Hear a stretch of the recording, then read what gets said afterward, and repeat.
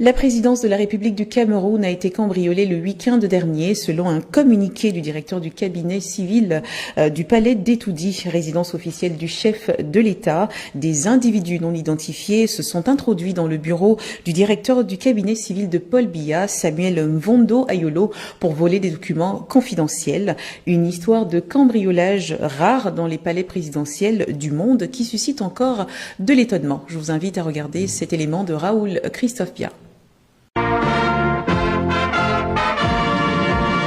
Quand on dit tout le temps qu'au Cameroun, nous sommes tous nés avant la honte, c'est parce qu'on voit au quotidien des choses incroyables arriver sur nos yeux que personne ne peut expliquer. Après le phénomène de 2 staffs techniques pour notre équipe nationale, du jamais vu depuis que les Anglais ont inventé le football, voici venu le temps des cambriolages des bureaux feutrés de la République. Et cette fois, les habitants du continent ont débloqué un autre niveau. L'on apprend que le cabinet civil de la présidence de la République du Cameroun a été cambriolé. C'est sur YouTube qu'on entend très souvent des choses. Voici ce qui n'arrive que dans tel ou tel pays. Aujourd'hui, on dira malheureusement ces événements inimaginables qui n'arrivent qu'au Cameroun, là où on appelle désormais le continent. Cette fois, les habitants de ce continent autoproclamé ont débloqué un autre niveau de camerounerie. On dit qu'on a cambriolé le cabinet civil de la présidence de la République. N'ayons pas peur des mots, disons tout simplement qu'on a cambriolé la présidence. Avec toute l'armada de haute sécurité qu'il y a dans ce palais de l'unité. Peut-être le palais présidentiel le plus sécurisé de l'Afrique centrale.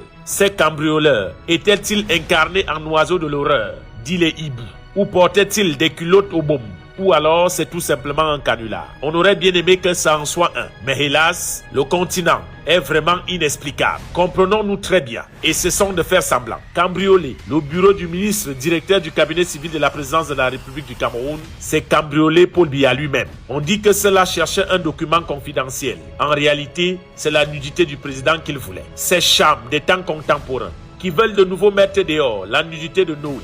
Avant qu'il n'imite Cham des temps anciens, il devrait lire ce que la Bible a réservé à cet enfant têtu. On va finir par croire que celui qui a caché le 4e clou qui devait servir à crucifier le Christ s'était réfugié au Cameroun. Les voisins et les voisins des voisins vont nous regarder comment maintenant. Quelqu'un dira, on a l'habitude de faire ça ici et qui a eu quoi? À Angola et Ondo, on dit là-bas en langue locale, Yebebela à Cameroun. Est-ce vrai que des individus se sont levés pour aller cambrioler la présidence de la République?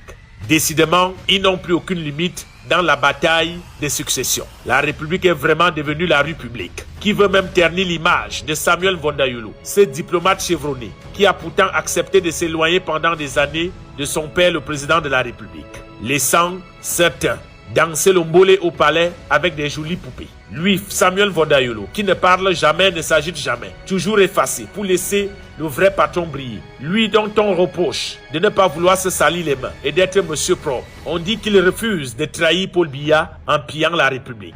Aujourd'hui, on veut l'entraîner dans la noyade parce qu'il a l'eau aux pieds et ne veut pas plonger. Tous les coups sont désormais permis. Actuellement, on tire à balles réelles, même sur les corbillards. On écrase les cafards et on détourne en milliards. Quelqu'un dira, vous voulez même quoi en Mvondo Ayolo? Comment allez-vous jusqu'à cambrioler son bureau pour chercher un document confidentiel? En réalité, ce n'est pas lui que vous avez voulu humilier, c'est le président de la République, Paul Biya. Et qui dit Paul Biya, dit le Cameroun. Parce que quoi qu'on dise, c'est lui qui incarne les institutions de ce pays. Et personne n'acceptera de nous faire le film, de venir nous présenter d'ici quelques jours quelques mbolayeurs rastakouè aux yeux du Kior, ramassés en Kolndouangissa et Somba. Appelez toutes les chaînes de télévision du Cameroun pour nous dire les voici les cambrioleurs, les alias, le Toursi, ceux qui ont goûté au caviar entreront eux-mêmes dans les corbillards. Ceux qui ont acheté les parfums pour la mort seront eux-mêmes les défunts. Même les caméras de surveillance, apprend-on, ont été subitement en panne. Nous leur disons à ces caméras que le moment venu, elles iront comparaître devant le juge. Il est temps que même le chien qui a refusé d'aboyer ce soir-là soit lui aussi appelé à la barre. Et nous dirons aussi au lion de se réveiller et qu'il commence à nouveau à punir ses petits. Ils font déjà trop le désordre.